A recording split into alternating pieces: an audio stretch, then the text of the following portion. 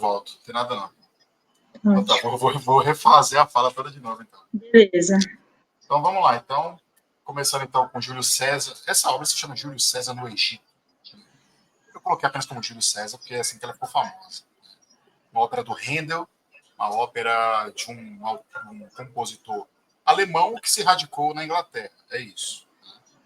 Uma obra lá do Barroca, século XVIII, ali da 1724 foi a estreia dessa peça, né, dessa ópera. E aí nós vamos tentar seguir o roteiro que eu propus lá, que é em 3 pontos, né? Eu senti, eu pensei e eu aprendi. Né? Então, senti emoções, questões estéticas, beleza, como aquilo te tocou de alguma maneira estética e até emotiva. Eu pensei ideias, conceitos, registros históricos, passagens específicas, né? E no caso da lição, que a gente possa tirar alguma lição moral, alguma lição psicológica, cognitiva da obra. Então é isso. Antes de começar então a entrar nesses 3 pontos, eu vou trazer então uma introdução básica, né, para a gente já entrar nesses pontos específicos aí, e aí cada um vai falando. Eu acho importante a gente manter como organização do encontro, a gente sempre terminar o primeiro, quem está falando terminar de falar, depois o outro em seguida falar, senão, como a gente está em transmissão online, às vezes acaba um falando em cima do outro, aí tem que parar para escutar, e aí então fica um pouco confuso. Então é bom termine e o outro pega e tem a palavra para falar, tá bom? Vamos lá. Então, na apresentação, uma coisa mais geral, então, o que a gente tem? Tem uma obra barroca. Estamos no momento histórico da ópera barroca. Né? A ópera ela é criada lá com Monteverdi, lá na Itália, bem um pouco antes dessa obra aqui do Handel. Né? Começa ali na Itália, então a ópera nasce na Itália. A ópera ela é genuinamente italiana. Né? Então, Monteverdi escreveu óperas, por exemplo, como uma peça do Orfeu, né? Depois nós temos o Henry Purcell, na Inglaterra, fazendo, por exemplo, a história de Dido e Enéas. Né? Então, assim, o Handel está nessa fase barroca. É uma fase barroca tanto da música, como também das artes visuais. Né? O que a arte barroca ela quer? O drama, o movimento, mostrar a habilidade do artista. O artista quer demonstrar que ele tem o virtuosismo, seja na pintura, seja na escultura, seja no teatro e também seja na ópera. Né? Que ópera nada mais é do que um teatro musicado. Né? Então, estamos nessa fase barroca. Né? Ou seja, tem rebuscamento das canções, tem uma certa até repetição de versos das músicas. Nós temos essas demonstrações impressionantes do canto, das habilidades do canto. A gente vê, por exemplo, a primeira área ali do Júlio César, aquela primeira logo no começo. Quem assiste pela primeira vez se surpreende, né, com todos os rebuscamentos vocais que ele faz ao final de cada frase, por exemplo, de cada verso da canção que ele está fazendo. Então, assim, é uma ópera que ela é necessária para a gente entender depois o que vai acontecer no mundo da ópera. Né? Ela é necessária. É uma ópera que tem uma duração longa, tem quase 4 horas de duração de ópera, né? Coisa que nós só vamos encontrar, possivelmente, pelo que eu me lembro aqui, em Richard Wagner, lá quase no final do século XIX, tá? Com as óperas alemãs, aquela ópera muito séria, muito obscura, muito mística, que são as óperas do Wagner. Tá? As outras óperas nós vamos ter em média entre 2 a 3 horas de duração. Tá? Então, eu acho que foi importante essa primeira ópera ser uma ópera barroca para a gente já meio que perder um pouco o receio de assistir ópera. Porque se você aguentou até o final essa ópera, você é capaz de aguentar qualquer coisa depois. Porque ela é uma ópera que exige paciência. Ela é uma ópera que exige você não se cansar no meio do caminho. Até mesmo porque uma outra característica dessa ópera é que é uma ópera que pressupõe que o espectador tem um certo conhecimento histórico. Pressupõe. você tem que saber um pouquinho, o mínimo necessário ali da história da Roma antiga, ou pelo menos da decadência ali da República Romana. Os triunviratos, como que vai Otávio depois ascender a ser o primeiro imperador de Roma, qual é a importância de Cleópatra nesse jogo político, né, ali naqueles anos antes de Cristo. Então, pressupõe-se que o espectador tenha um conhecimento razoável de história romana e de história egípcia, é claro. Porque as cenas vão se cortando, vão se sucedendo de maneira até um pouco orgânica, abrupta. Começa o Júlio César chegando, vitorioso, cantam-se as vitórias de Júlio César, e chega ali pelo mar Mediterrâneo e tal, e vitorioso, todo mundo cantando, e aí daqui a pouco vem a história do Pompeu, que foi assassinado, e corta-se a cena. Não tem uma exposição de motivos, não tem um narrador, não tem nada desse tipo. Né? Você tem que meio que sair, se você não tiver o conhecimento, você tem que sair pesquisando trechos dos registros históricos para aprender sobre o que está se passando ali. Né? E qual é o resumo que a gente pode colocar então nessa ópera, então? César era parte, né, Júlio César era parte do primeiro triunvirato da República Romana. Né?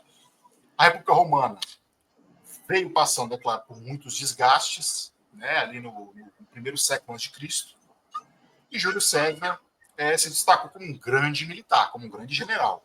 Né? Ele teve grandes conquistas, né? E em certo momento ele fica muito popular na cidade de Roma, em toda a Roma. Né?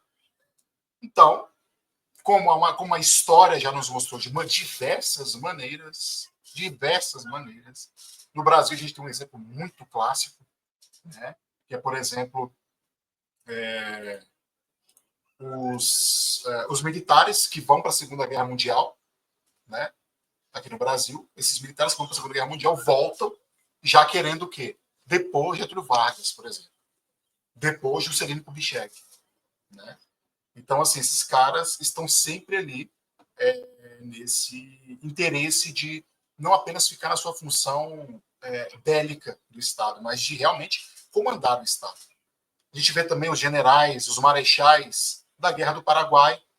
Marechal Deodoro, que, por exemplo, vai, né, dar o golpe em Dom Pedro I, vai acabar com a monarquia e criar a república. Mas ele se colocando como o primeiro presidente. Né? Então, assim, essa é uma prática muito comum, que remonta, é claro, a Júlio César. Né? Um grande general, um cara que tinha grandes conquistas, que desce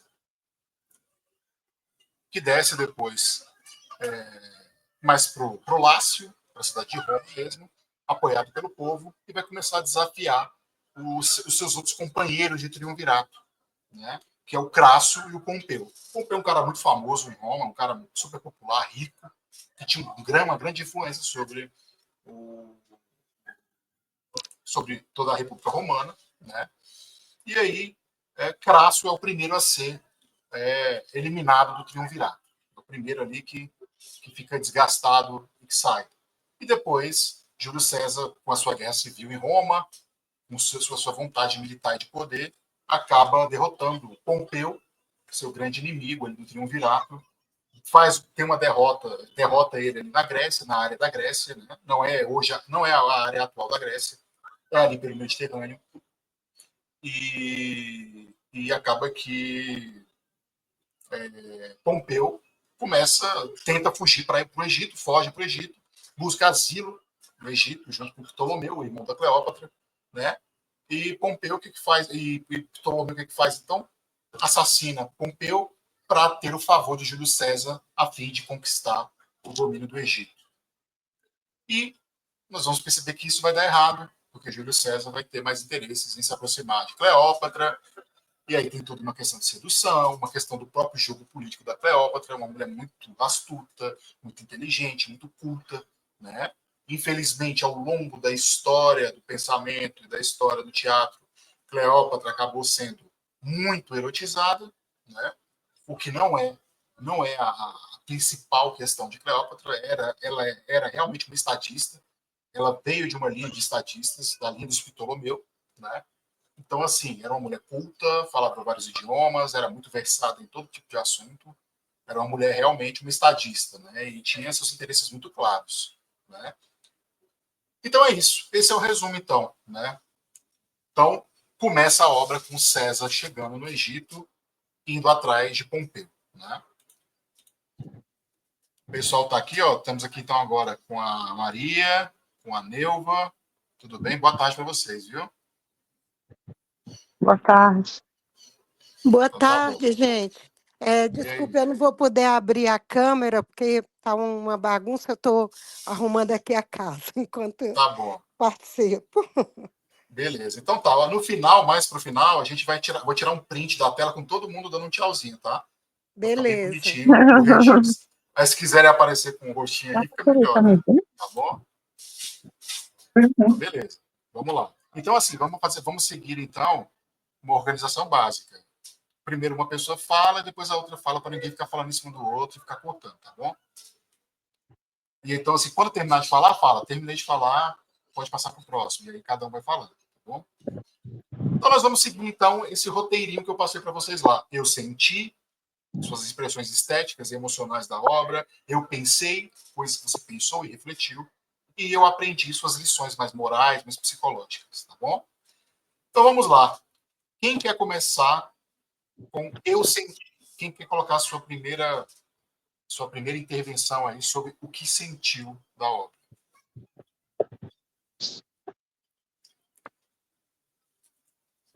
Seja de questão estética, seja de impressões de beleza da obra, o que sentiu, ou arrependimentos, desgostos, uma nota, seja o que for. Eu iria falar primeiro as damas, né? Alguma das damas quer falar primeiro?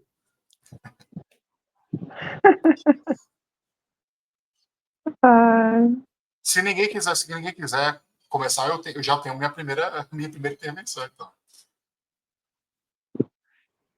Então, né? Eu acho que a Eita, moça tá a Luísa falando, tá mas falando, tá com o o microfone áudio não tá cortado, saindo. Luísa. Ah, pronto. Podem ir fazendo. Eu estou terminando de organizar minhas ideias, porque eu só consegui terminar de assistir bem assim, 45 do segundo tempo. Então, até vocês trazerem as contribuições de vocês, eu organizo mentalmente as minhas. Então, tá bom, então. Vamos lá. Então, eu ia iniciar. Tudo bem, Bruno? Tudo bem, pode começar, Thiago. Então, o que eu senti foi um impacto muito grande, porque a história que é contada é uma história antiga. E foi mostrado os personagens com roupagem moderna, vamos dizer assim, né? Então, assim, eu fiquei, ué, beleza, vamos embarcar, né? E eles usam arma, tem arma de fogo, né? O cara tem uma arma de fogo, já tem pólvora, já tem munição. Então, isso já me impactou de início. E outra coisa também, e claro que você explicou muito bem, sobre a entrada do início da obra, né? Que fala que é Júlio César. E, assim, tudo bem que a gente conhece a história, tudo bem que o pessoal que está lá na ópera ou na apresentação também conhece a história, mas hoje em dia, com toda a informação que temos, é capaz de uma pessoa cair num vídeo desse e não saber o que está acontecendo. Sim, a gente tem um conhecimento prévio do que aconteceu. Você explicou sobre o triunvirato, a perseguição de César ao Ptolomeu, né, e o que aconteceu com o amigo dele, né, que foi morto, né, foi assassinado, que é o... Gente, eu sou horrível com o nome. É o Pompeu. que faz parte... Pompeu. E o Pompeu. Aí, quem chega naquela parte pensa, tá, e quem é esse cara que morreu? Quem era ele? Né? E, assim, eu achei assim, um corte muito, muito forte e que poderia até afastar as pessoas que for não tão, vamos dizer que a gente não somos muito eruditos, né? Mas a gente somos uma parte, vamos dizer assim, com um pouco mais intelectual. A pessoa que chegasse no vídeo assim, do YouTube, que é uma coisa comum, e se deparar com isso e não entender. Claro, vai pesquisar e tudo, mas, poxa, poderia ter sido um pouco mais, a entrada mais explicada. Aí, isso foi me impactando e foi me... A minha filha está aqui, gente, peraí, não sei se está saindo até o áudio dela. Peraí, um momento.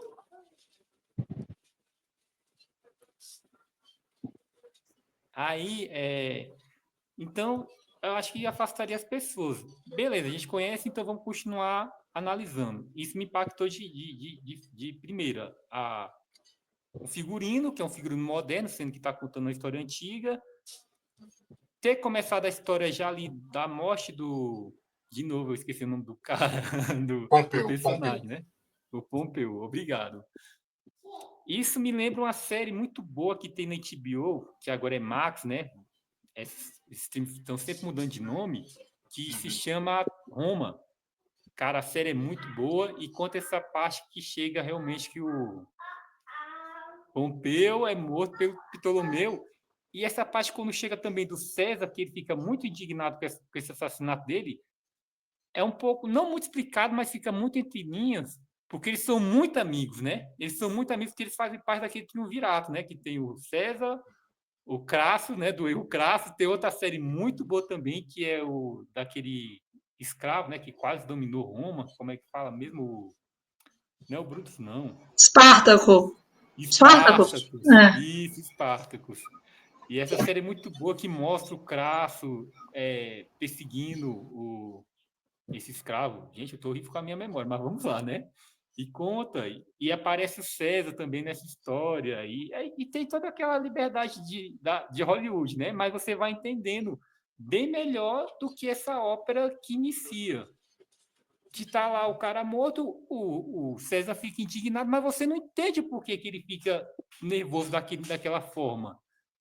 E vem toda aquela repetição, né? De realmente aquela parte que repete muito, muito, muito as mesmas frases. Tem aquela parte cantada que não é traduzida, não sei se tem outras falas e tudo, porque não é mostrado na legenda. E aí eu acho que tem um afastamento assim das pessoas. Por fim, de nota 10, eu daria nota 8 para toda a ópera, por todo o conjunto, é realmente muito bom.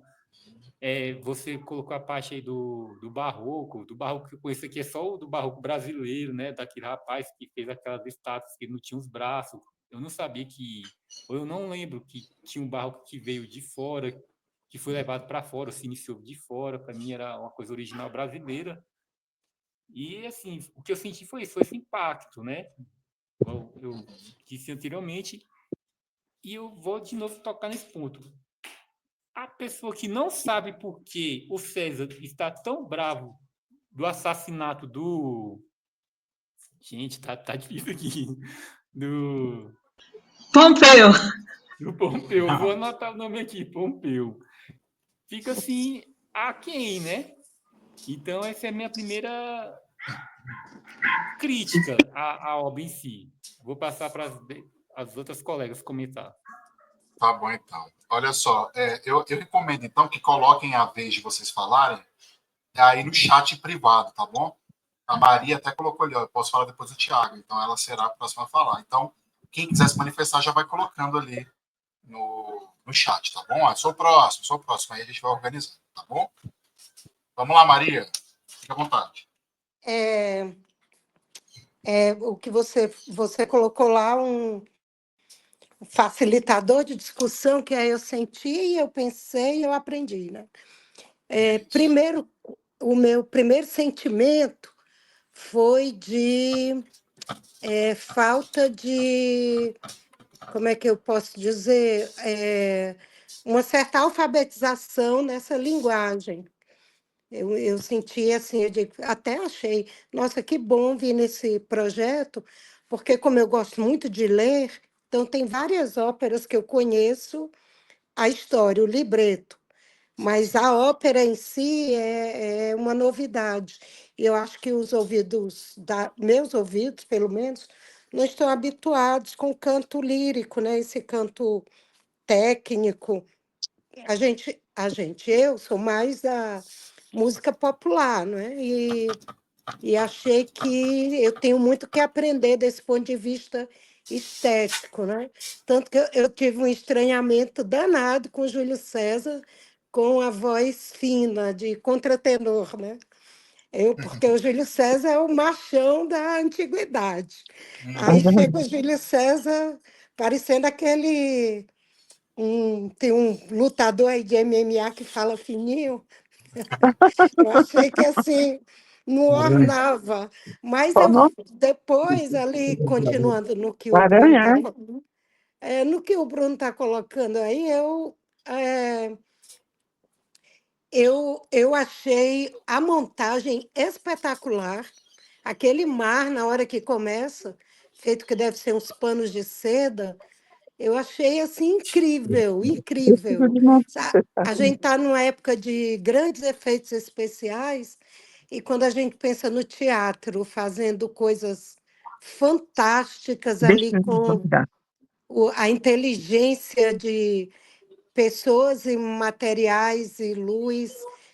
É assim, eu achei aquele negócio espetacular. Como eu achei espetacular, os personagens, mulher que faz papel de homem e essas coisas todas, bota a gente para pensar nesses papéis de gênero.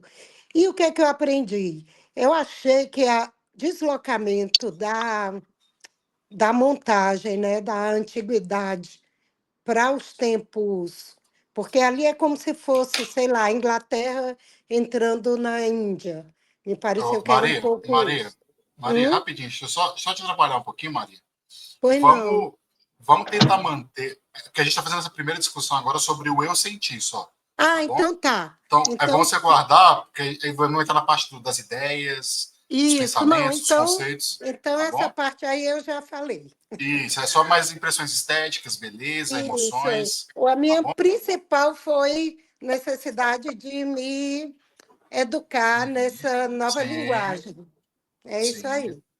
Então, tá vou bom, passar aí para legal. os próximos. Valeu, tchau. Obrigado, fica aí. Vamos lá, agora é a Luísa, a próxima.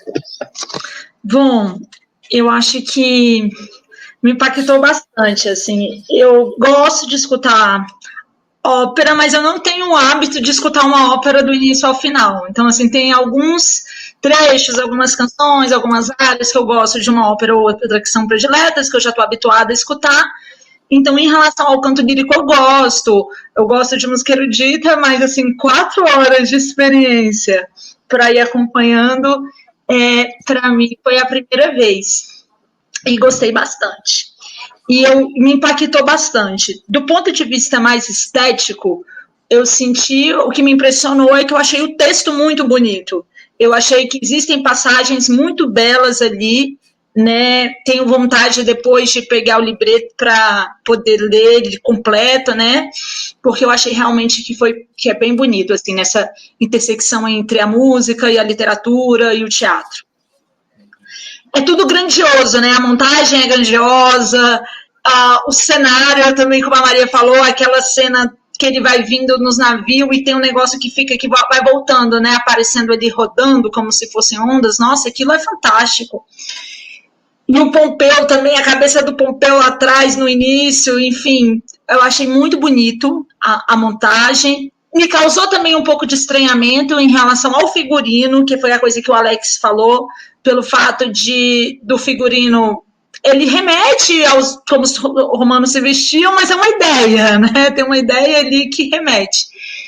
Mas em relação às mulheres, às vezes aparecem de terno e com armas, né? Eu achei esse estranhamento também. O filho do Pompeu é uma artista mulher, né, que faz também. Eu achei que isso me impactou também, todas essas questões. E os cantores, os músicos, que são muito virtuosos, gente. A que faz o sexto, né, que é o filho do Pompeu, ela está girando no chão e volta com aquela voz maravilhosa, como se não estivesse fazendo nada, assim. É verdade. É impactante. E, por fim, ainda em relação aos sentimentos, o impacto emocional, porque eu acho que a ópera é isso, né? A ópera, ela se conecta com os nossos sentimentos, né, em várias camadas.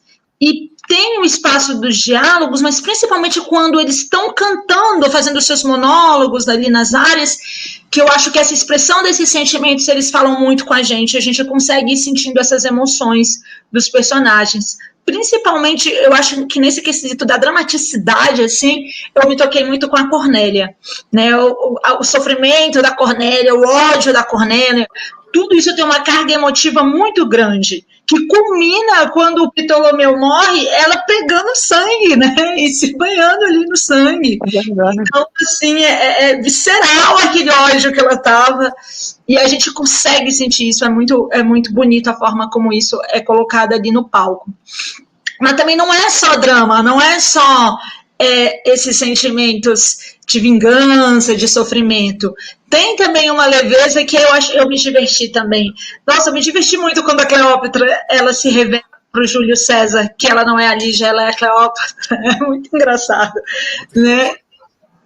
Então, essas interações, essa leveza, como vai né, tendo momentos de mais tensão, momentos de mais sofrimento, e momentos de leveza, de humor, isso também eu achei bem bacana. Enfim, eu gostei muito do ponto de vista de sentir, de me conectar emocionalmente. Eu acho que é uma obra que a gente consegue se conectar bastante, assim, é bem incrível o trabalho.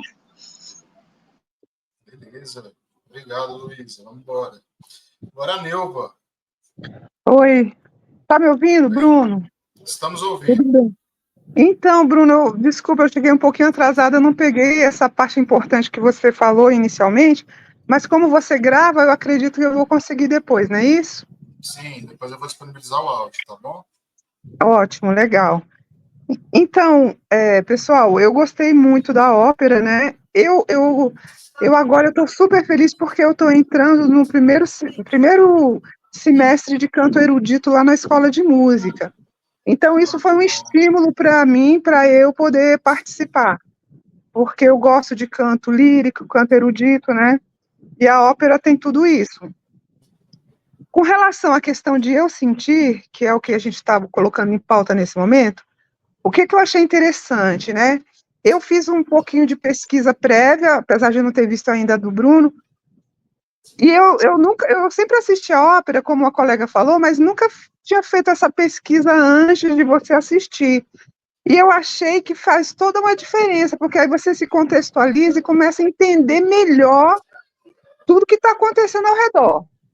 Então, por exemplo, isso que o colega colocou e a colega também, com relação ao Júlio César, é o poderoso, é o cara, né?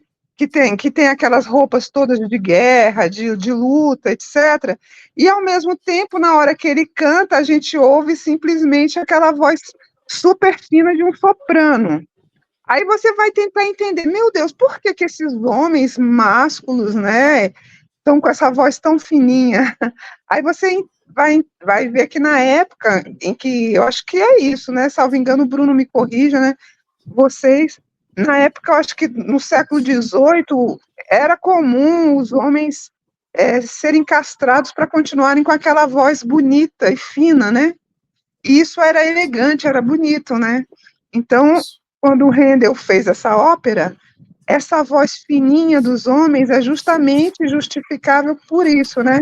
Era uma voz bonita, elegante, etc. E aí eu achei que eu senti isso, assim, uma estranheza incrível, porque você vê um homem mostrando toda aquela testosterona e com a voz bem fininha, né? E ainda apaixonado pela Cleópatra, né? Então, eu achei isso interessante na questão do sentir.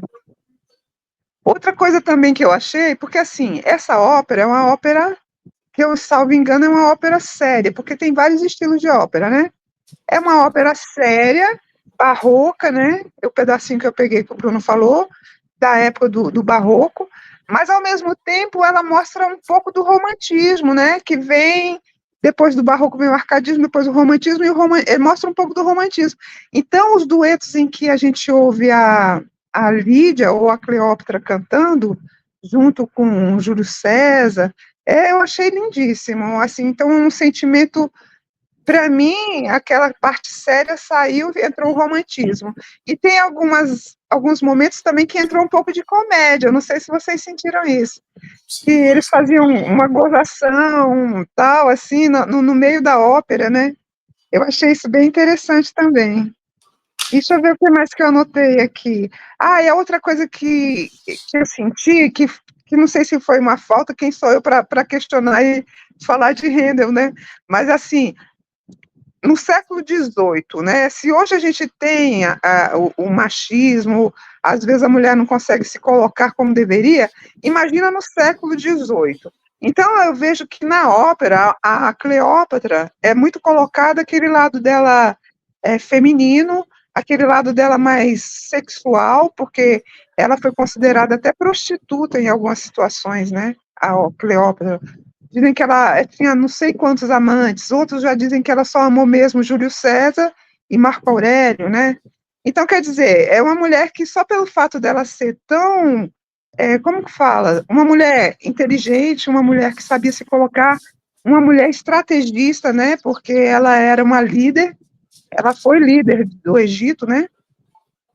Então, ela sofreu muitos preconceitos. Então, eu acho que isso de uma certa forma, a ópera, né, não sei se é porque é uma arte cantada, não conseguiu transmitir muito isso. O lado dela enquanto estrategista, enquanto uma mulher, assim, importante dentro do contexto todo histórico, né? Mostrou mais o lado dela, eu acho que, assim, da feminilidade e do lado erótico dela. Eu não sei se vocês concordam, mas isso foi o que eu senti, né? Então, com relação a sentimento, é isso que eu tenho para colocar. Legal. Bom, muito bom, muito bom. Olha, realmente vocês aqui tiveram uma grande contribuição, tá? Olha só, então falamos aqui então das vestimentas, quanto elas impressionaram. Realmente, né, colocaram ali vestimentas como se fossem da época do próprio Handel, né? Ali uma época ali mais da Inglaterra, aquela coisa mais da corte, né? E alguns outros momentos também com vestimentas um pouco mais modernas, do século XIX, tudo. Então eu acho que isso que é interessante, né?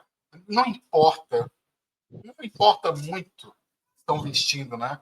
Não importa o que estão cantando, né? É aquele sentimento que estão levando, né? Gostei muito já entrando na minha parte, já gostei muito, por exemplo, do repertório de danças, né, que a Cleópatra foi apresentando, né, teve muita coisa assim de cabaré, de cancã, coisas muito interessantes, sapateado, né, então isso traz uma riqueza muito grande, né, se vocês procurarem aí as várias versões dessa ópera no YouTube, vocês vão ver que tem diversos figurinos, né?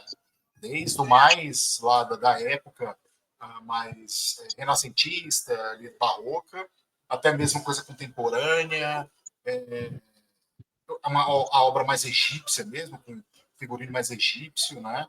Essa própria imagem que eu coloquei aqui, né? Foi uma inteligência artificial que fez aqui, o próprio Júlio César, todo egípcio, né?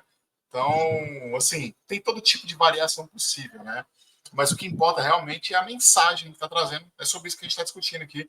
Mas esse momento da sensação estética é importante para a gente. Exatamente o que a própria Maria comentou, que é essa educação estética que a gente está tendo aqui junto, né?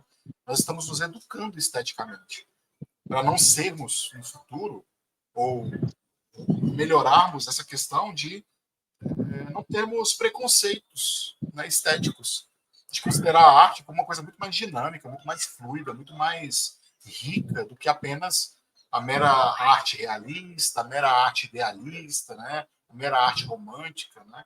Então é importante a gente estar em contato com coisas muito diferentes do que a gente já vê por aí, né, para a gente realmente refinar o nosso senso, ter mais tolerância, né? O Schiller, o grande Schiller, escreveu sobre isso, na educação estética da humanidade. Né? Ele falava, olha, a estética ela é educadora. Né? Ela é educadora. Ela mostra para o humano o que ele tem de humano dentro dele. Né? Então, a arte nos causa esse tipo de coisa. Ela nos causa estranheza para que nada fique estranho depois. Né? Isso é muito bonito. Causa estranheza para que nada fique estranho depois. Então, a gente teve grandes coisas aqui interessantes. A questão do afastamento do público um pouco, né? Que se o espectador tiver um meio campo já histórico com a obra, ele pode ficar afastado. Né? E aí a gente viu, por exemplo, na discussão que a gente fez do Brecht semana passada, que o Brecht quer exatamente isso. Né? Ele quer que você se afaste das conexões emocionais das personagens para você ter uma visão menos alienada e menos burguesa do enredo, né? Isso é muito interessante, como que a arte, seja lá no teatro, na ópera, onde for, ela vai se fazendo de maneira em contraposições, né? Em oposições. O Brecht não quer um pouco o afastamento psicológico e afetivo das personagens, enquanto que aqui a gente percebe o próprio Alex mencionando isso, a gente se sente um pouco perdido, um pouco distanciado, né? Mas o interessante é que nessas óperas, geralmente, tirando, é claro, o conhecimento que as pessoas tinham da história ali do Egito, de Roma, etc., elas recebem um libretinho no começo, né? Então, o tal do libreto, geralmente ele é entregue no começo, né? Ou pelo menos um esquema, pelo menos ali um desenho do que vai acontecer, né? Eu estive agora em Roma, em outubro, e assisti a La Traviata, de Giuseppe Verdi, né? Então, assim, e foi numa igreja muito linda lá em Roma, e quando você chega, não recebeu um libreto, você recebeu um folder, um pequeno posterzinho, onde tinha ali informações básicas do qual era o argumento, em 2, 3 linhas o que acontecia em cada ato. Então você não ficava perdido, né? Então é muito importante então ter essa disposição de aprender a arte também, né? Então a arte não é apenas sentar e contemplar, mas é também pesquisar. A gente tem tantos instrumentos hoje em dia, né? É o Google, são as inteligências artificiais. Você pode fazer perguntas variadas, você pode dialogar com a inteligência artificial tentando achar, né, coisas interessantes da obra. Então, isso é muito bom. Essa experiência estética, ela é de conhecimento, realmente, né? Gostei muito da fala da Luísa sobre o texto. Realmente é um texto muito bonito. Cada parte, né, e é um comentário meu, essa questão de ser muito muito seccionada a obra. Então, é assim, é uma canção ali de mais ou menos entre 3 a 10 minutos cada canção. Ela traz um ponto específico da história e logo encerra e muda o cenário e vem uma outra historinha, muda o cenário, vem uma outra coisa, sabe? Então, assim, naqueles momentos em que a gente está ali, a gente fica completamente imerso. E cada canção tem pelo menos um verso de muito impacto. Um verso de muito impacto, né? Eu anotei alguns versinhos e tal, mas assim, por exemplo, quando a Cleópatra está cheia de esperança, né, quando o Júlio César reaparece, que ela fala: seja a minha estrela guia, gentil esperança. Né? A gente tem, por exemplo, quando o César está revoltado contra a morte de Pompeu, ele fala que ele está falando com o Aquile, né, que é o Aquile que chega lá para entregar, né, a cabeça de Pompeu. Fala: você é a própria crueldade. Um verdadeiro rei não se entrega a tanta crueldade. Os reis são sempre exemplo. Então, assim, cada cançãozinha dessa ópera tem uma verdade ali colocada, né? Uma lição política. No momento que o Júlio César canta sobre a astúcia do estadista, o estadista tem que ter uma astúcia, tem que ter uma rapidez de raciocínio para pensar melhor sobre as relações de poder que estão acontecendo ali, né? Então, assim, realmente, eu acho que são canções belíssimas, tá? São canções belíssimas. Você não consegue distinguir muito bem qual que é a mais bonita, porque acho que todas têm o mesmo valor de beleza para mim, de impressão, sabe? Eu não consigo, assim, destacar uma grande área, né? Quando a gente está, por exemplo, da flauta mágica do lado do Mozart, a gente tem a área da Rainha da Noite, né? Que é aquela área super famosa da ópera, que aquilo ali é um dos pontos altos da ópera, sabe? É como um refrão de uma música, né? Aqui não. Aqui, se fosse um CD, né? Se fosse um vinil, acho que cada música seria um hit nas paradas de sucesso. Porque cada ópera, cada pedacinho dessa ópera, cada canção é um potencial hit, né? É muito interessante isso, é muito interessante, né? Então, assim, as canções são belíssimas, apesar de repetitivas, é claro. Né? E isso me incomodou, esteticamente falando. Então, existe uma repetição dos mesmos versos de maneira ali ad náusea, né? Tanto é que no próprio vídeo lá, a pessoa que colocou o vídeo na internet até deixou apenas uma frase, para ficar repetindo várias vezes a mesma frase. Colocou uma vez, para você entender que aquilo ali iria se repetir várias vezes, né? Então, mesmo que tenha uma frase a cada 2 minutos, você pode saber que aquela frase foi cantada 2 minutos, né? Isso é muito Olha que interessante. Porque o barroco, ele quer muito isso. Ele quer muito a demonstração da técnica. Imaginem, os caras descobriram uma maneira de cantar, sabe? Descobriram potenciais da voz humana. E aí colocam aquilo em canção e nessas coisas rebuscadas, né? Então ela é ali aqueles finais dos versos são muito característicos, né? Então todas aquelas flutuações dos tons, etc. Então isso é muito interessante, né? Uma coisa interessante também que chama atenção é claro, foi a questão do feminino da Cleópatra, né, que fica muito forte, né? Realmente existe uma construção de uma criação estética da mulher. Assim como o Harold Bloom fala que Shakespeare criou o homem, criou a noção de homem para a gente, a Cleópatra acabou se tornando aí o que dizem meio que um arquétipo do feminino, né?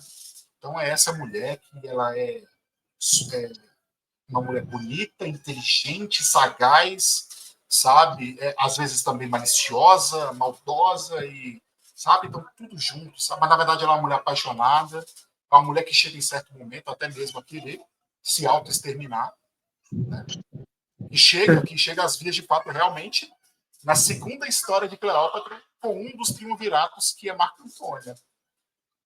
Marco Antônio vai ser parte do segundo triunvirato. Ele vai estar no triunvirato com Lépido e com Otávio. E aí é a batalha entre Otávio e Marco Antônio que vai fazer sucumbir Marco Antônio e Cleópatra. E o Otávio vai ser, então, nomeado o imperador, né? O primeiro imperador de Roma. Né? Então é interessante porque a Cleópatra ela é uma personagem histórica fundamental, olha aí, para a derrocada da República Romana. Uma personagem central. E isso é muito importante. Muito importante. Mas, infelizmente, a questão do erotismo, eu até pego a fala aqui da Neuva, a questão do erotismo, a questão da sensualidade dela, essa manipulação pela beleza, né, que é trazida na obra de maneira literal, né, de que a beleza dela cega as pessoas, né, hipnotiza as pessoas. Né? Então, realmente, isso fica muito claro esteticamente falando. A questão de construir uma figura erótica, né? Interessante. E outra coisa também interessante é a fragilidade e a vulnerabilidade de César. Isso me chamou muita atenção esteticamente. Porque quando você começa a ópera, você pensa o quê? Você pensa, pô, o César vai ser o tenor. O César vai vir com aquela voz grave, forte, potente. Não é verdade. Eu tenho razão, não tenho? Eu não estou falando bobagem. Você pensa que ele vai vir com aquela voz fortíssima, masculina. Quando ele abre a boca, você fala, o que está acontecendo? Será que meu fone está... E é aquilo, cara. Eu fiquei assim, eu fiquei paralisado por uns 2 minutos escutando aquilo. Fiquei uns 2 minutos paralisado. Falei, não, isso não pode estar acontecendo, gente. Não pode estar acontecendo, sabe? Então, assim, realmente, não é algo pequeno. Não é algo pequeno, né? Então aqui, ó. Então, quer escutar?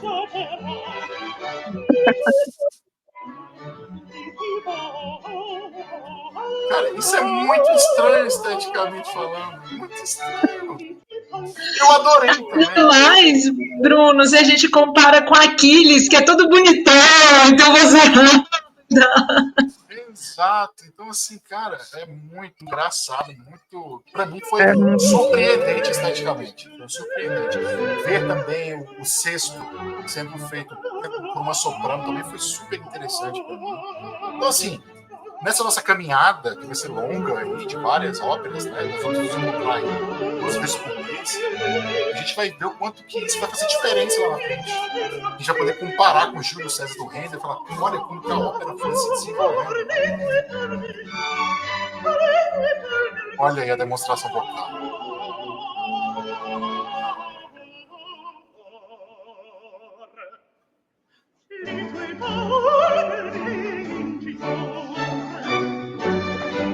É muito bonito. Realmente é uma obra muito bonita, muito bem produzida, sabe? Então, é isso. Eu acho que nesse ponto aqui, eu sinto ou de eu senti, né, eu acho que ficou legal, ficou legal. Vamos passar então para o eu pensei. Alguém tem alguma coisa mais a acrescentar sobre esse ponto? Ou podemos seguir?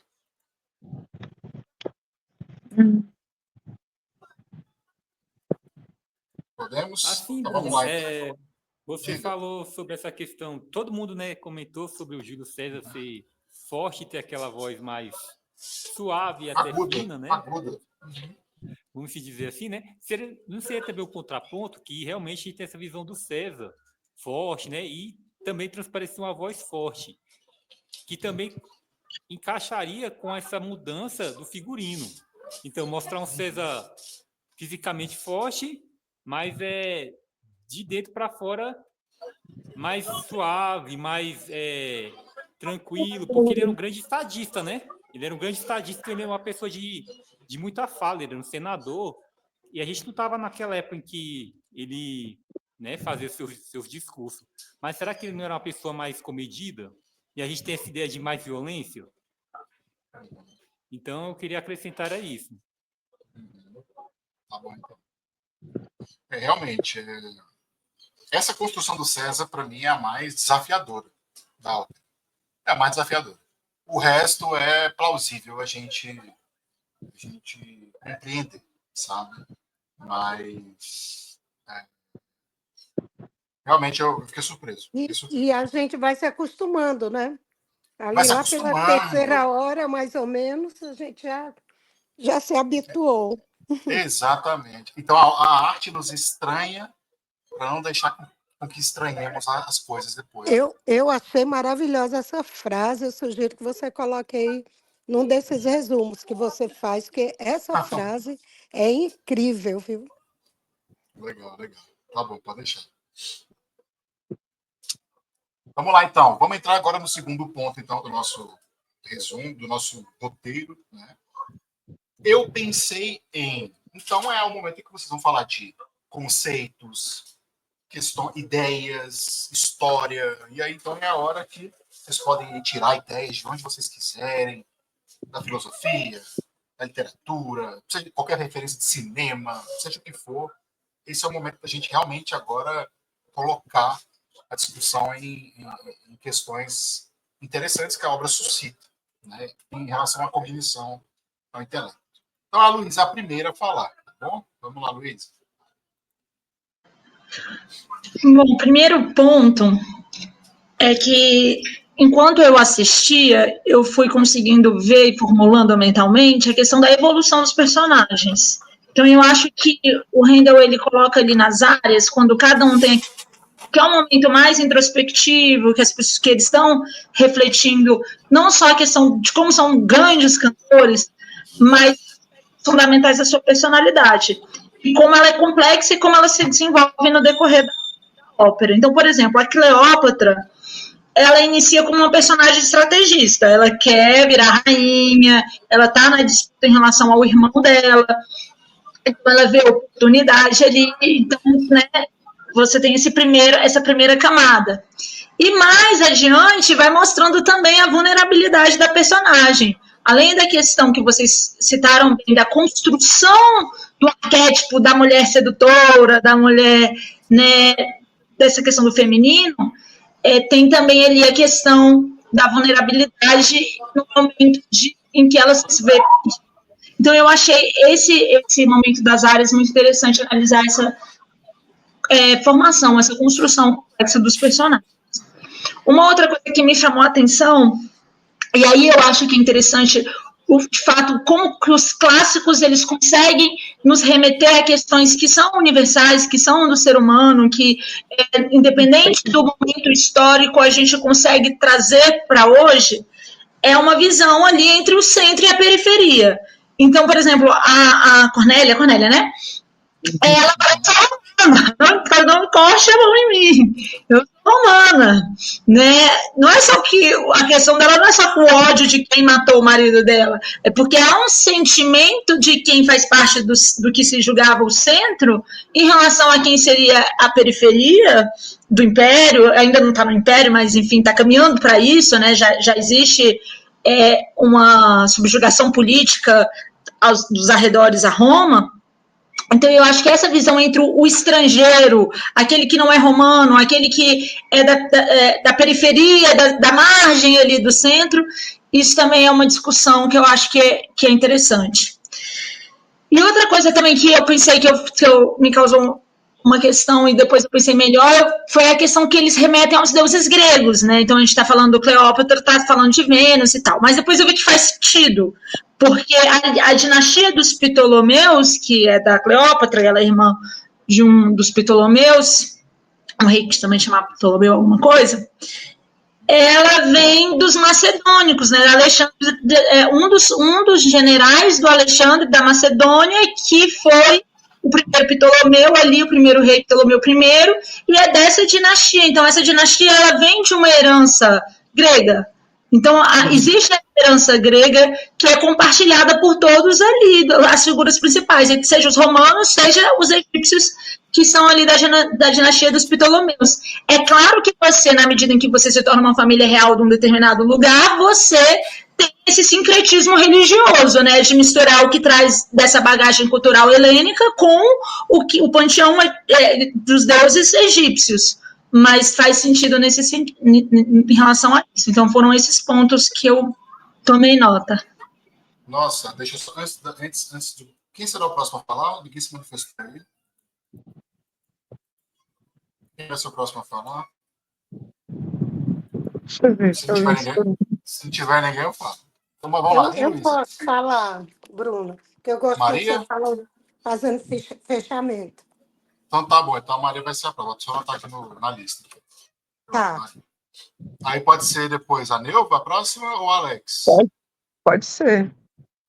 Então vou botar aqui a Neuva, depois o Alex, tá bom? Então, beleza. Lu, eu queria falar exatamente sobre essa questão da referência, né, aos deuses gregos. Realmente é algo que me espantou na hora. Falei, como assim, né, a Cleópatra clamando a Vênus, né? Ainda mais no Egito, ela sendo a estadista ali do Egito, a comandante, e era tida, todo faraó é visto como o quê? Como um deus, né? Como um deus também. Então era uma deusa clamando a um outro deus, ainda mais um outro deus de uma outra cultura, né? Uma deusa de outra cultura, né? Isso causa muito impacto, né? Para quem a vê de primeira vista. Só que a gente tem que lembrar, é claro, que a Cleópatra ela é da linha dos Ptolomeu, que remete a Alexandre, né? O Grande, o Alexandre da Macedônia, falece e deixa os seus sucessores, que são os Ptolomeu, que vão mandar no Egito, né? Então, faz um certo sentido a gente ver a Vênus ali. Beleza. Era só esse ponto que eu queria comentar, porque era uma das coisas que eu ia comentar, então já fica falado. Já. Vamos, então, agora para a Maria. Vamos lá, Maria, fica à vontade. Eu assim,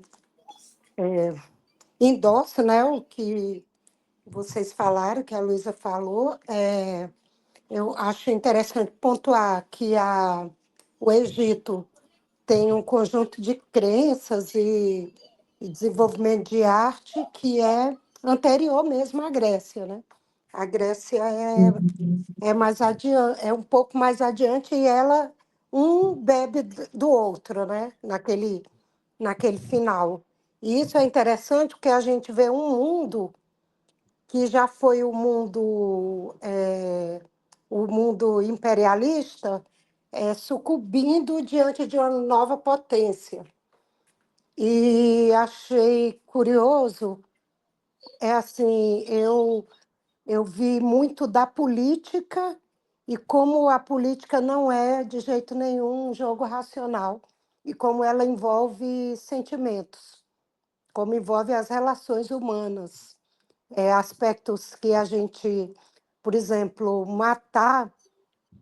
arrancar a cabeça do Pompeu podia ser um ato importante, politicamente, mas ele tem uma mãe, ele tem as relações dele, e essas Mas, relações vão impactar a política. Assim como a Cleópatra, que é uma grande estadista, ela também não vai abrir mão de nenhum meio para defender o povo dela, defender a soberania do povo dela. E acho que tem muito ali desse sentimento de grandeza que vai se perdendo e de luta para não sucumbir completamente diante do império que tem tudo para ser avassalador, que não é, porque ele mesmo vem cheio de contradições. Então,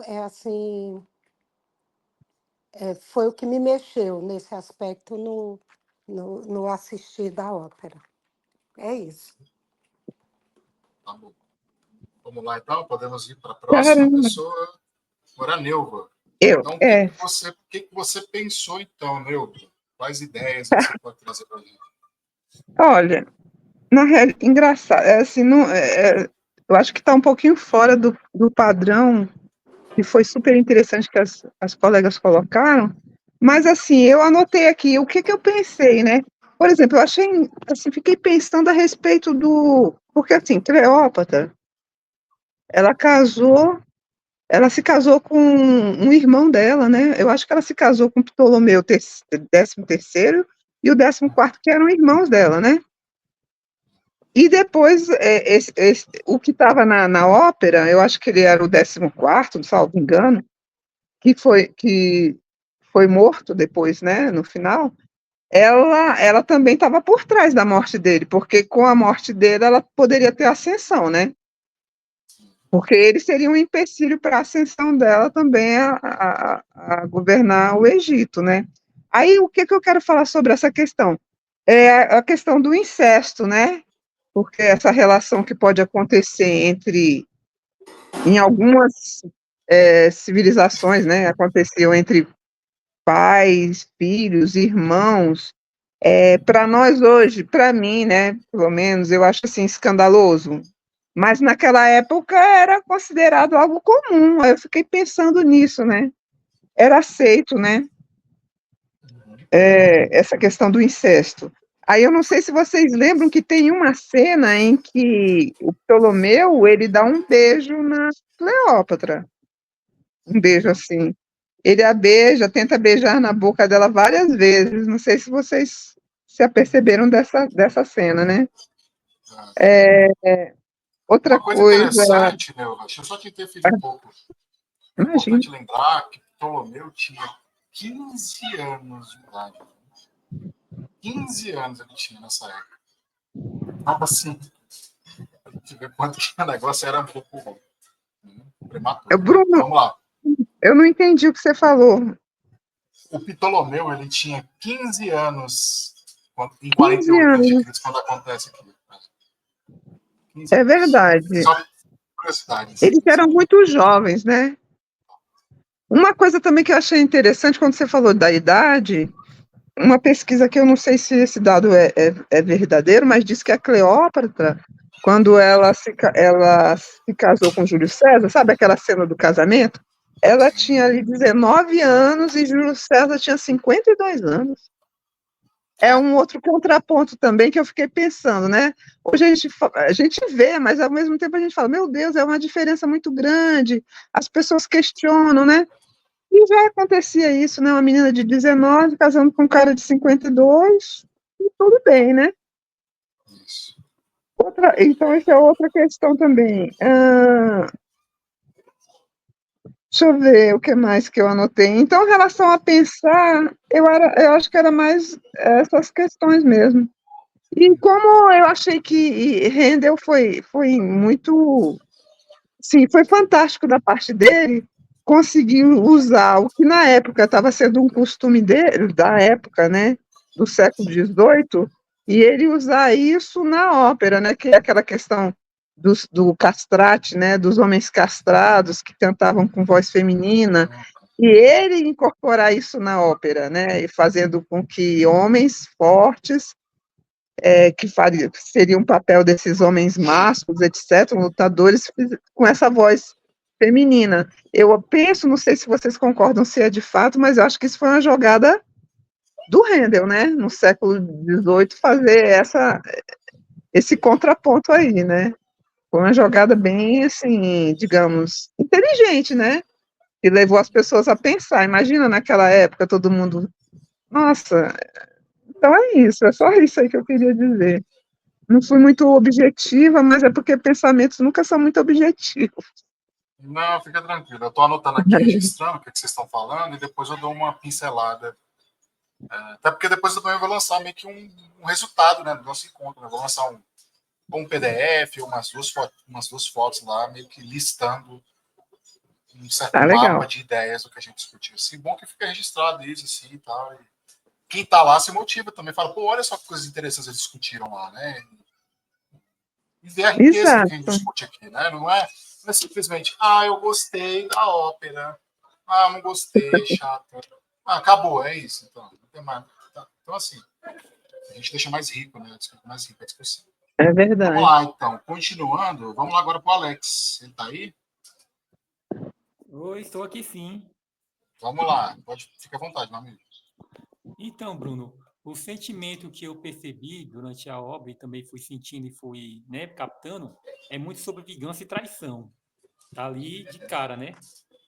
A vingança ali de todos contra o Ptolomeu, que ele fez com o amigo do Júlio César, né? Agora eu vou saber o nome dele, tá bem aqui, viu, gente? O Pompeu, né? Que ele fez contra o Pompeu, a, a, a Cleópatra também, querendo o trono, né? Traiu o irmão dela, a vingança da, da sexta e do sexto e não, o sexto, né? Da, É porque é uma e da mulher que faz, Cornélia. né? Aí o sexto é a sexta, né? É o sexto. O É. sexto e a mãe dele contra A o rei Cornélia, também né? lá, isso, a Cornélia. Então, ela transpassa em toda a obra, em todos os seus atos, praticamente isso, né? Vingança e traição. A todo momento ali, o sexto está ali esgueirando, tentando alguma forma É. de se vingar do Ptolomeu. E vendo a ópera, eu até lembrei de uma frase, né? Que é: quando você for se vingar, cabe duas covas, que é do Confúcio. Sendo que a primeira vez que eu ouvi essa frase foi naquela obra do Dumas, Conde de Monte Cristo. E eu jurava que era do Conde de Monte Cristo, e quando fui pesquisar, não, foi o Confera, é uma frase do Confúcio, né?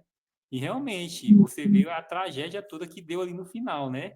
O cara que era grande amigo do rei, né, o Aquiles, né?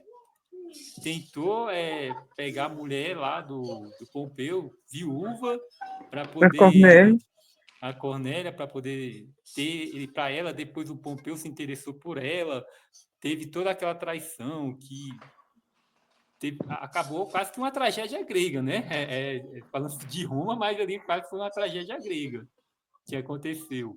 Então, o que eu vi e senti, e o que ela passa é isso, é vingança e traição.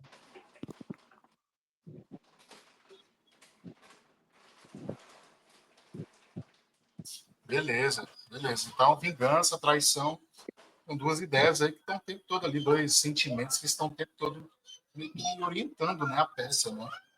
Então, faz todo sentido, realmente, a gente fazer essa referência aí, né? E grande, muitas obras clássicas são orientadas por esses dois sentimentos aí, né? Muitas obras. Então, a gente Peraí, só volta, um por exemplo, minuto. e se a gente voltar, por exemplo, a história da Ilíada, do Homero, por exemplo, na Guerra de Troia, né? Quanta sensação de vingança que você tem quando Aquiles perde o seu amigo, né? Vamos falar assim, né? Na verdade, era o seu namorado, o seu amante, né? O Pátroclo, e aí ele quer se vingar do Heitor e vai atrás da vingança né, e faz tudo aquilo. E aí fica com o corpo do Heitor no acampamento e o primo tem que ir lá se humilhar, né? Temos a traição dentro da própria Ilíada, né? De quando o Aquiles morre, as suas armas, o seu escudo e toda a sua armadura é dada não para o Ajax, que é o sucessor, mas para um outro. Então o Ajax fica completamente louco e acaba se jogando sobre a espada, né, cometendo suicídio, né?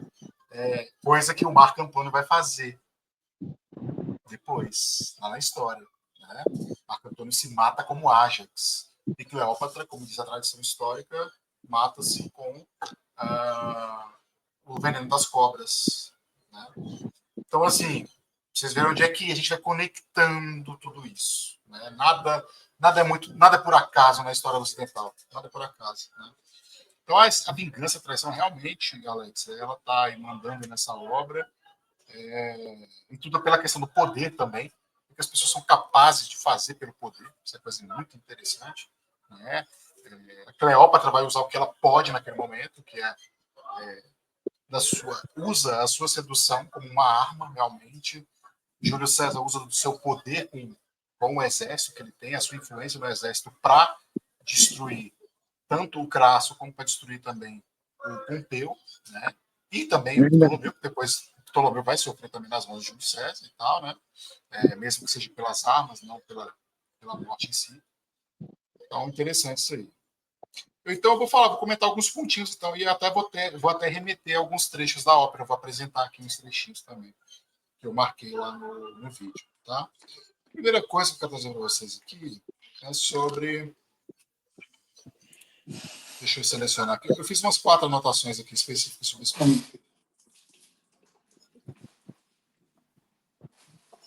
Então, interessante, já logo aqui no minuto 12, eu abri aqui no minuto 12,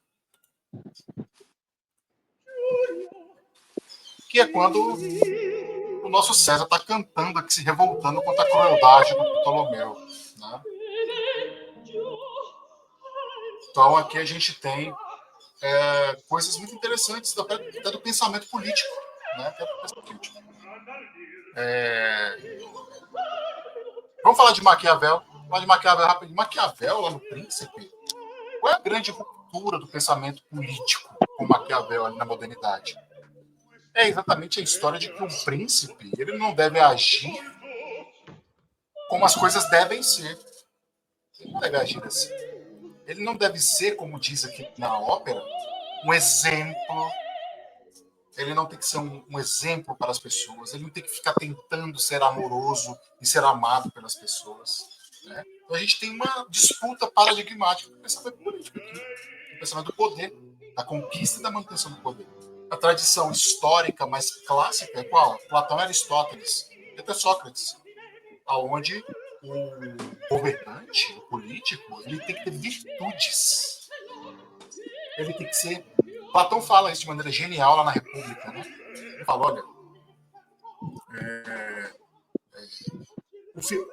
o político, o estadista, ele tem que conhecer a justiça para praticar a justiça. Porque ninguém pratica algo que não conhece. Ninguém vai... Você, para praticar algo, tem que conhecer esse algo. E quem conhece a justiça? O Platão é o filósofo.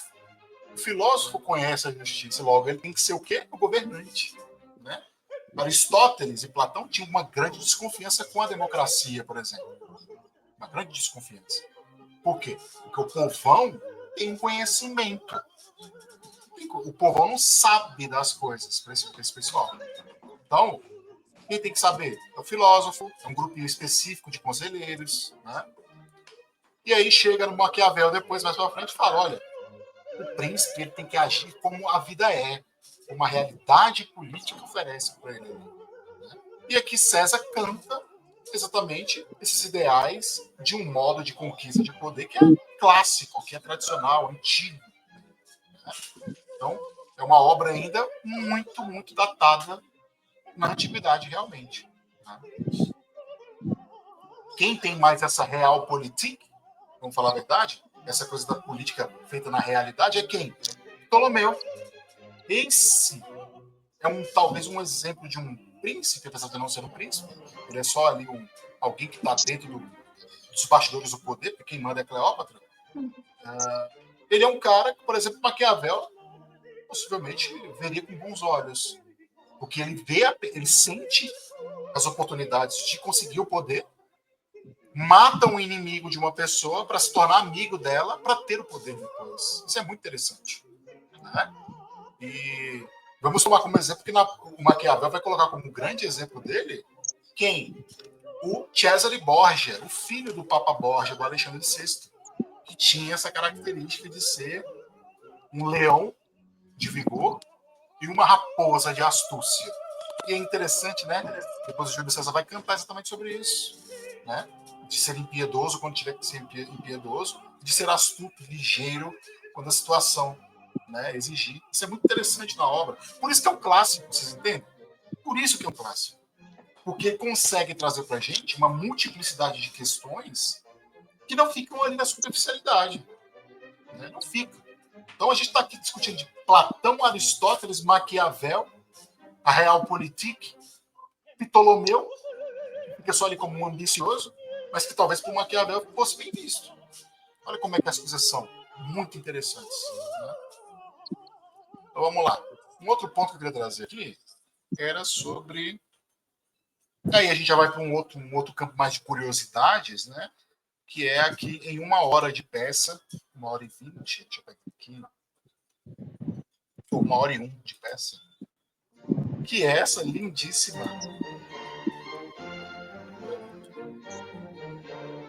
cena da Cleópatra dançando, né? Essa parte lindíssima. É muito bonito.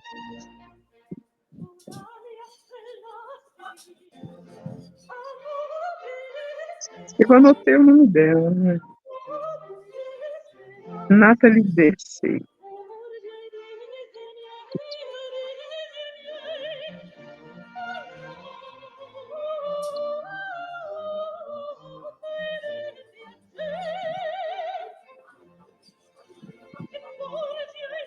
Genial, é genial.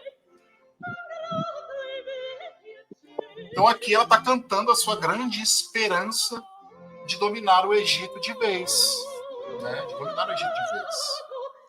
E aí ela vai cantar Seja Estrela Guia, Gente Esperança. Né? E aí eu quero trazer para vocês uma curiosidade, né? Que é exatamente... Deixa eu até pegar aqui, vou pesquisar no Google aqui.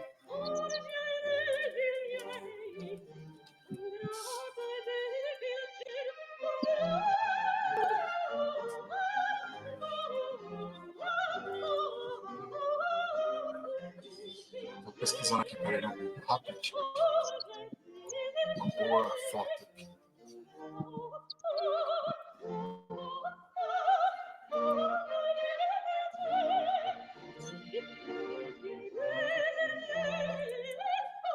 Vou até tirar aqui essa.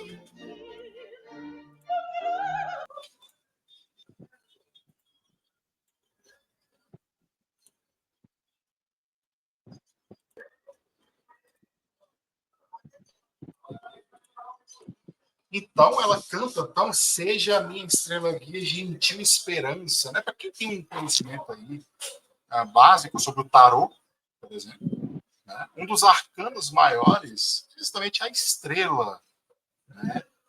Que é uma carta de esperança, que é uma carta que tem esse simbolismo de esperança, de que algo novo, surpreendente pode estar aí aparecendo, que algo, uma grande oportunidade pode estar aparecendo. Né? A gente tem ali essa jovem ali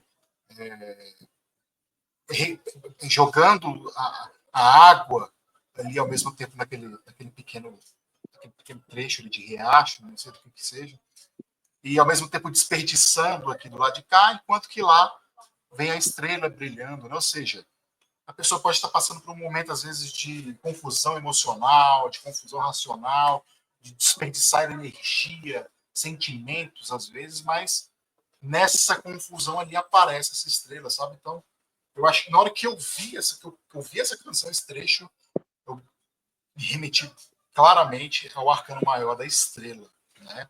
Eu acho que faz todo sentido, né? No tarô mitológico, para quem tem interesse, é Pandora, tá? Eles colocam o mito de Pandora na estrela, tá bom? E para quem gosta mais aí de astrologia aí, o arcano maior aqui da estrela refere-se também ao signo de Aquário, tá? Signo de Aquário. Perdão, é o meu lado de tarala do Eita na área, só para fazer a boa.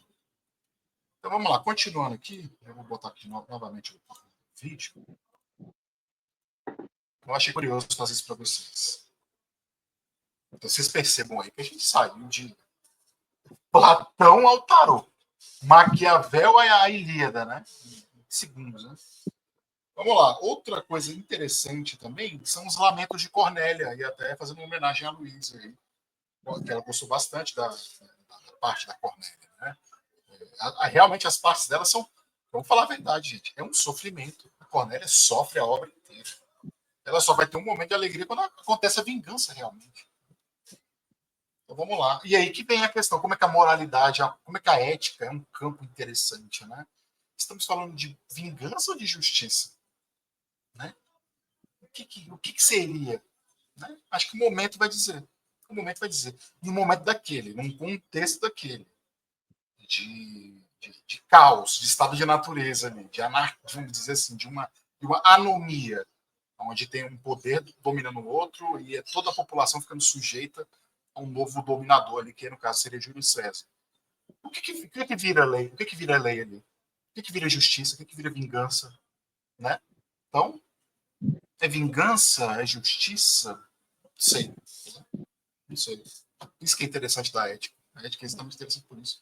Nos leva a refletir sobre esse tipo de coisa. Né? Então, vamos trazer aqui, na minutagem de 2 horas e 1 minuto, os lamentos de Cornélia por ser uma escrava.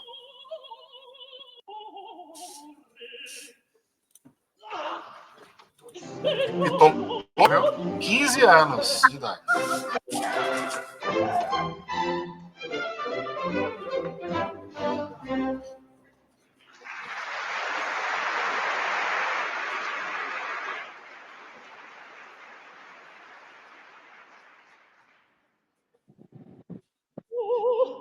Che si tarda, non paventa il morire l'alma forte.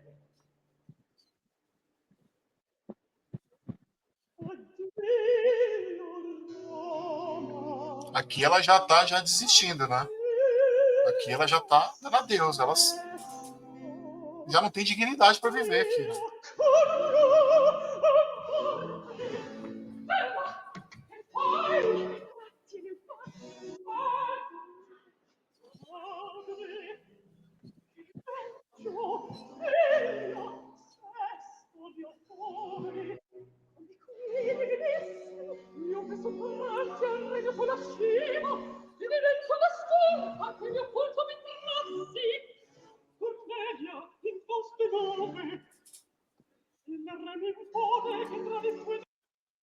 Então aqui a gente tem, então, vou tirar aqui o áudio aqui para eu poder falar em cima. Me lembrou muito isso aqui, aí, por isso que os clássicos são interessantes, né? Me lembra muito, por exemplo, a história de Andrômaca. Andrômaca, que era nada mais nada menos que a viúva de Heitor, lá de Troia, né? Andrômaca, assim que Heitor falece e assim que Troia é dominada, né, pela Grécia, Andrômaca acaba se tornando o quê? Escrava. Ou uma escrava de guerra, né? Uma prisioneira de guerra. E ela fica nas mãos do sobrinho de Aquiles, né? O Neoptólemo. Né? E aí o grande Eurípides escreveu uma tragédia sobre isso, que é a Andrômaca. Né? Quem sabe no futuro a gente possa ler. Uma peça muito dramática mesmo, muito pesada, com essa carga muito da Cornélia. Tá? Então fica aí a sugestão aí de conhecer um pouquinho, né? Que seja no chat GPT, um pouco da história da Andrômaca, tá bom? Uhum. Que sofrem nas mãos aí dos gregos. Tá bom? E aí é uma história que vai ter toda essa história da tragédia da Andrômaca vai ter uma questão de resistência, vai ter uma questão de querer tentar tirar a vida, vai ter uma questão de apoio de outras mulheres à Andrômaca. Então é algo que é uma história realmente muito interessante para a questão do lado feminino, feminista, para o lado da discussão sobre a condição da mulher, etc, etc, etc. Né? E aí podemos fazer uma referência clara entre Cornélia e Andrômaca, tá bom? E por último, meu último ponto aqui é exatamente depois da vingança, ali em 3 horas e 16 minutos. 3 horas e 16, hein?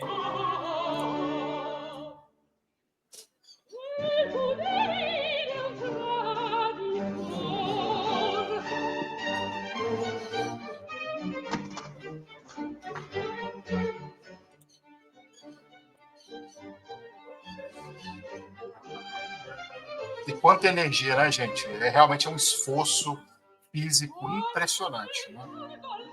A disposição deles para cantar, para performar, para dançar, é muito, muito fantástico.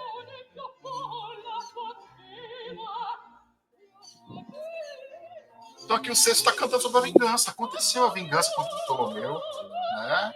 Que matou o pai dele, o que vamos falar a verdade?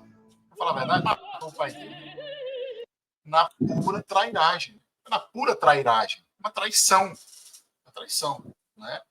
E aí me lembra muito quem?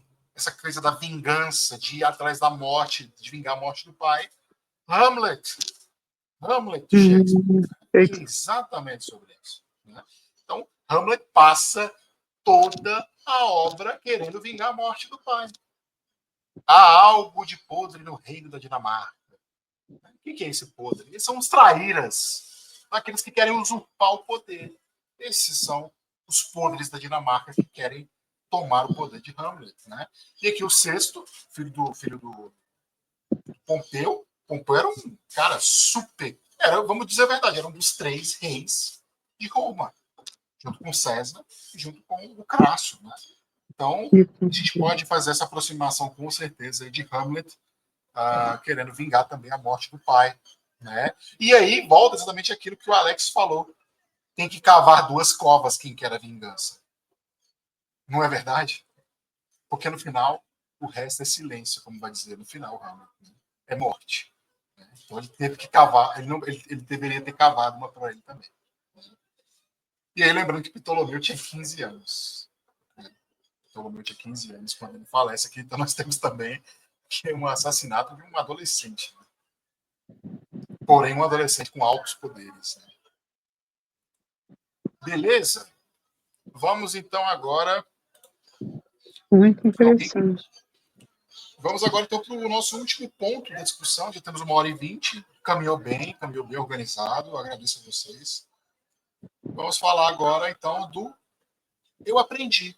Lições que vocês podem tirar aí. Eu fiz aqui umas 2 anotações aqui de lições, que são coisas para mim, da minha vida, coisas que eu posso tirar, adágios que eu posso tirar daqui, né? Frases motivacionais, como dizem. Né?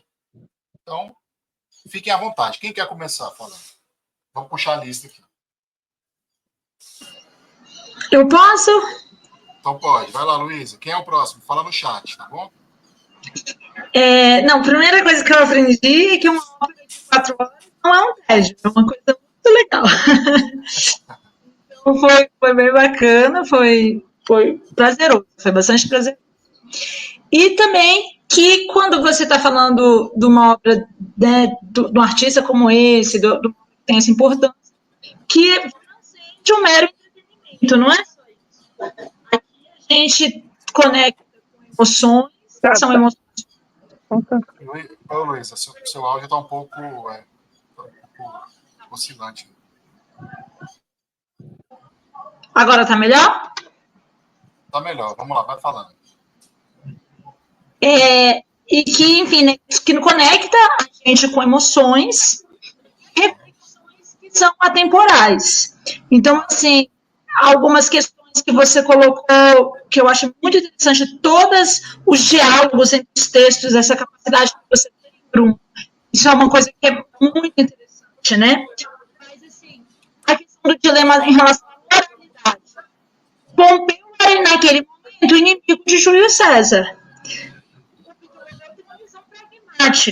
Mato quem é inimigo dele, aí envio a cabeça, e aí isso vai me colocar numa situação privilegiada em relação à disputa de poder que eu tenho aqui. Só que ele não esperava essa reação de Júlio César, que mostra questões de dilemas morais que estão colocados ali, né? Inclusive, que dizem respeito a discussões sobre colonialismo, discussões de identidade cultural, identidade racial, identidade nacional. Como que o estrangeiro dispensa a um grande general romano esse tipo de tratamento? Então, essa questão que se coloca aqui, que Júlio César vai responder violentamente a atitude do Ptolomeu. Então, esses dilemas, essas questões relativas aos aspectos morais, tudo isso, eu acho que a gente, quando cada passo que a gente lê, que a gente uma obra como essa, escuta, assiste um grande filme. Então, a gente se coloca diante das questões que vão perpassando a história da humanidade e que são sempre muito atuais. Né? Que a gente mencionou várias vezes a construção dos papéis de gênero, a violência de gênero, falamos mais da Cleópatra, mas também na personagem da Cornélia, o quanto que ela é alvo ali de tentativas de violação, né? Então, a questão de gênero ali também, a questão do colonialismo. Então, eu acho que esse tipo de aprendizado ele vai somando para a gente depois fazer novas conexões, como o Bruno, né, fez de forma genial. E eu acho que isso que vai nos enriquecendo a nossa bagagem, a nossa forma como a gente, a partir daí, consegue interpretar o mundo de forma mais rica, porque a gente já tem um repertório que vai passando por diálogos que a gente vai fazendo, vai conhecendo uma porção de coisas, e aí a nossa capacidade de interpretar o mundo e as situações que nos colocam, ela fica mais rica, porque a gente se alarga, nossas orientações se alargam, nossa capacidade de interpretar, de julgar, de se sensibilizar, tudo isso se alarga. Muito bom, muito bom. Realmente, assim, eu acho que uma das lições que todos tiramos aqui é que a gente e a ópera, ela é um instrumento também de conhecimento, né? De conhecimento. Não é entretenimento puro, né? Porque o entretenimento do contemporâneo, do homem contemporâneo, da mulher contemporânea, são bem diversos. Então, estar acessando a ópera é um mecanismo de resistência cultural, de falar, não, eu vou voltar aos clássicos para entender esse mundo que eu vivo. Né? E eles são clássicos justamente por isso, né? Por serem imortais, por não terem terminado de dizer o que tinham para dizer. Né? Exatamente isso. Muito bom, Luiz. Vamos lá, então. Quem será o próximo a falar?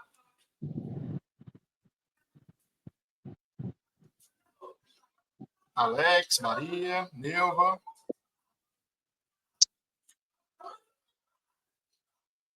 Maria. Eu posso falar. Eu, na verdade, quando falei ali na fala inicial, eu já adiantei um monte de coisa que eu queria dizer. Eu fico muito contemplada com com a fala que a Luísa fez agora. E, além dos pontos que ela colocou, eu posso dizer que porque eu fico encantada com. Não, eu não sei muitas coisas, eu não sei a maioria das coisas. E eu acho muito estimulante quando tem um negócio que aparentemente é inacessível e a gente está disposto a aprender, eu estou disposta a aprender, e aquilo se abre com um mundo de possibilidades. Então, essa experiência me fez aprender e me alegrar, ainda mais com isso. Que, como diz a sua tatuagem, Bruno, a vida é curta e a arte é longa. E aí, nesse sentido, que eu quero dizer isso, que é, essa ópera, todas as transposições que foram feitas nessa montagem particular, elas permitiram, talvez, falar da brutalidade e da complexa relação humana envolvida nos grandes homens, grandes mulheres, nas grandes linhas da história, para além do que aqueles títulos básicos que a gente conhece. E eles colocam numa outra situação, numa outra época, e mesmo assim nos falam, assim como a Luísa colocou, de coisas muito presentes, nos fazem compreender melhor o império, naquela época, o império, na época das grandes navegações e dos grandes impérios, como esse da Inglaterra, onde o sol nunca se punha, porque sempre estava nascendo em algum lugar, sempre tinha sol em algum lugar que era colônia britânica. E acho que nós mesmos que vivemos uma experiência de colonização, com todas essas complexidades que perduram até hoje. E eu acho genial que uma obra dessa, que a gente podia até descartar, dizer, não, não quero porque não tem mais nada para me dizer. Aí a gente vai lá e descobre que ela tem muita coisa para dizer. E isso aí, para mim, assim, é o grande abre-alas desse grupo e que foi, como é que eu digo, permitida por essa ópera. É isso. Legal, mano. Muito obrigado, viu? Eu me sinto muito orgulhoso de estar aqui com vocês, tá? Muito orgulhoso mesmo. Vamos lá. Quem é a próxima, Neuva? Vamos lá, Neuva. Bruno, é assim, eu, não, eu assisti depois o debate de vocês, os vídeos. Como é que foi? Foi só o áudio da Só análise daquela obra do Bertolt Brecht, Mãe Coragem, né? Que vocês fizeram a análise. Eu fiquei muito empolgada. Aí isso me empolgou a participar dessa análise dessa ópera agora, né? E aí eu estou muito surpresa porque antes eu fiquei assim pensando, nossa, uma ópera que fala sobre o Império Romano, fala sobre Júlio César. Será que vai ser uma ópera bonita, né?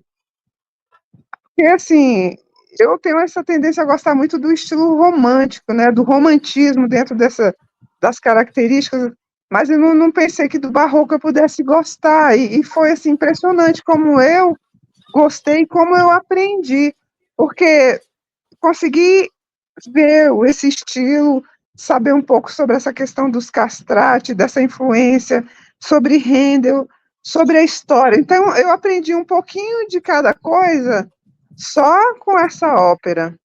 E estar com vocês também, eu acho assim, parece a mim uma experiência bem estimulante. Porque às vezes você ouve ou você vê uma ópera, às vezes sozinho, não tem com quem conversar, porque não são todas as pessoas que gostam disso, né?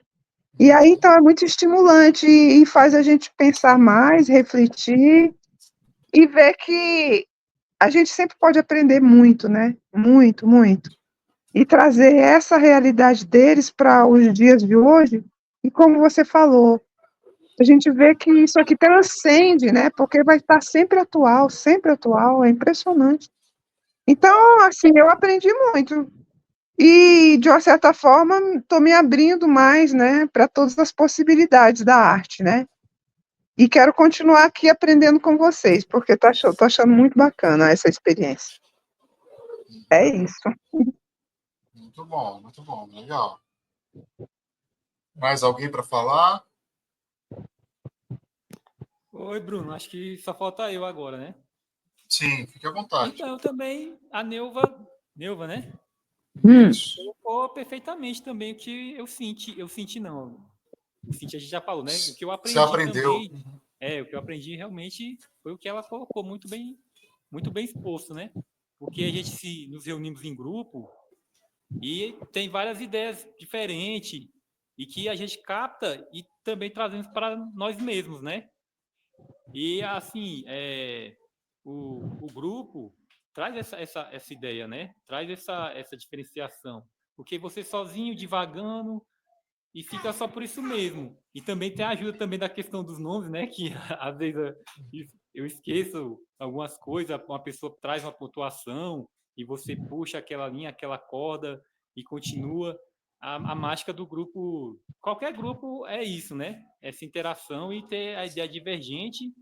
E bom ter ideia divergente que traga uma boa discussão, não briga. É isso. Então é a questão da aprendizagem, aprendi a aprender um pouco mais. Legal. Pronto, então vou chegar agora no meu comentário. Então, comentar duas coisinhas bem rápidas sobre lições que eu tirei desse encontro, né, e dessa ópera.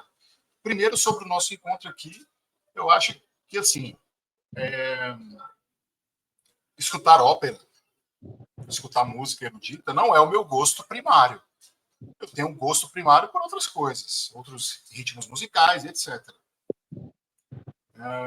Seria muito estranho, né, um jovem como eu, de 34 anos, ter como uma ópera como um gosto primário. Não é verdade. Não seria verdade falar uma coisa dessa. Então, o interessante, o brilho desse grupo, desse clube, é exatamente estar disposto a assistir algo, a escutar algo que não é o seu gosto primário.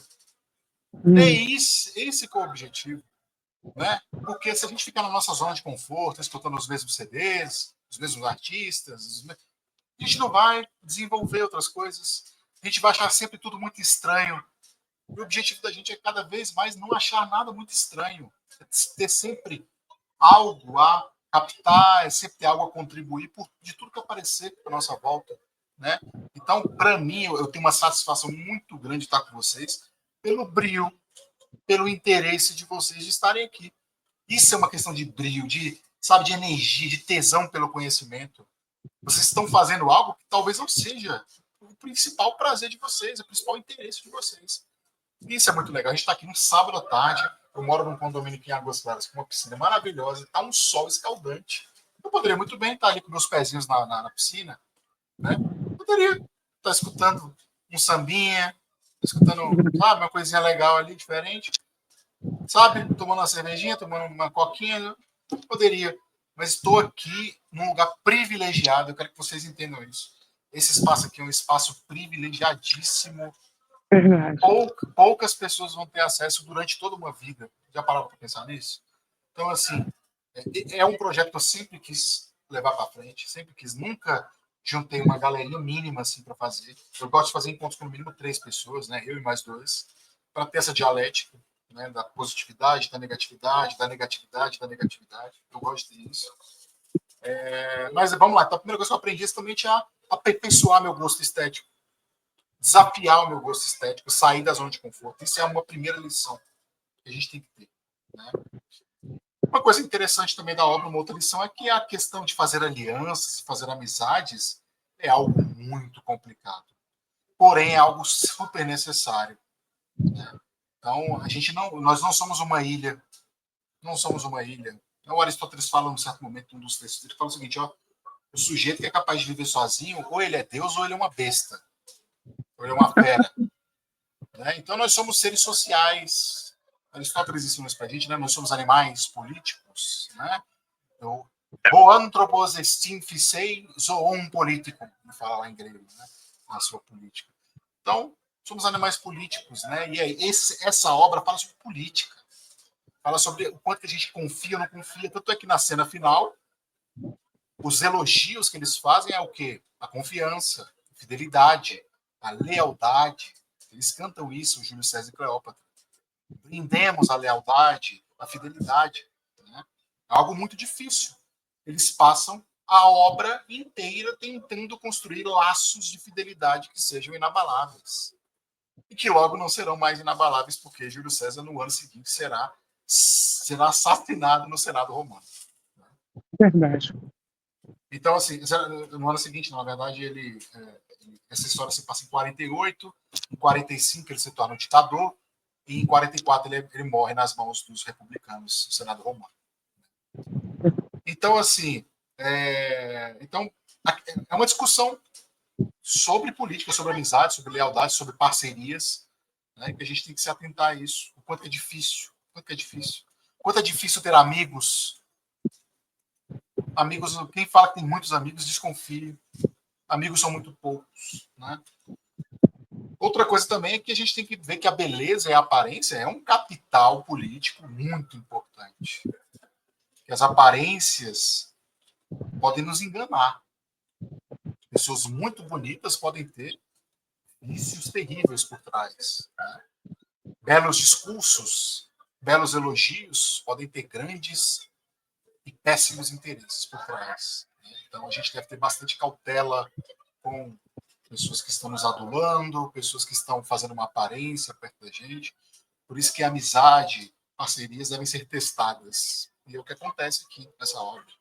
Essas parcerias são testadas o tempo todo. Né?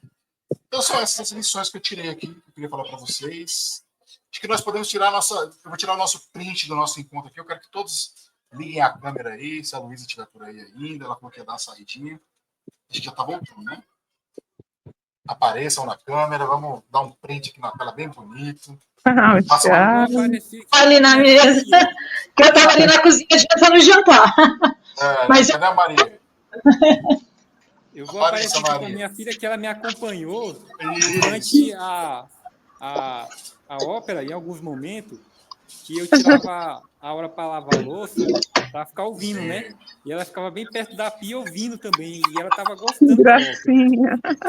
Aí, quando a mãe dela estava grávida, eu cheguei a levar ela algumas vezes naquela orquestra de Brasília, que é muito boa. Só que eles estavam Aham. naquilo, acho que ali perto do estágio, era muito ruim. Mas a Martins Pena agora está arrumada, né? Reformou. Eu acho que quando eles voltarem, eu vou levar ela na ópera. Apesar que acho que ela é meio metaleira, viu? Ouvi muito Metallica quando estava na barriga da mãe.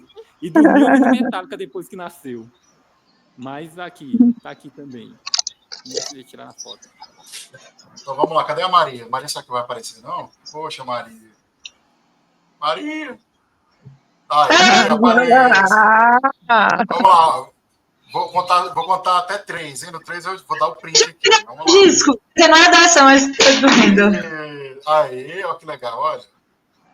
1, 2, 3. Mais uma. 1, 2, 3. Agora eu não quis sair no último. Aí, valeu. Bota a foto lá pra compartilhar o story. Vou botar, peraí. Eu compartilho o story meu e depois do clube eu compartilho também. Do perfil do Instagram. Deixa eu tirar mais uma vez. Cadê o Thiago? Volta aí, Thiago. Volta aí. o Thiago. Cadê o Alex? Que encontro maravilhoso com vocês, gente. Que tá maravilhoso. Mais uma vez, saiu meu torto aqui. Peraí, vamos lá. Pega o Foi disco. incrível, viu, o encontro. Foi ótimo. Peraí, de novo. Peraí. 1, 2. Aí, valeu, gente. Obrigado, viu? Foi muito bom. Foi Ótimo final de dizer que eu semana. sempre achei Handel chato e ele tá bem legal aí nessa ópera. Já estou esperando pela próxima, hein, galera? Um abração. Sábado que vem. Abraço, gente. Sábado que vem Obrigada, estamos viu? aqui de Obrigada, volta. Bruno. Legal, Valeu. Bruno. Valeu. Para todos. Valeu. Valeu, Beijo, gente. gente. Tchau. Tchau.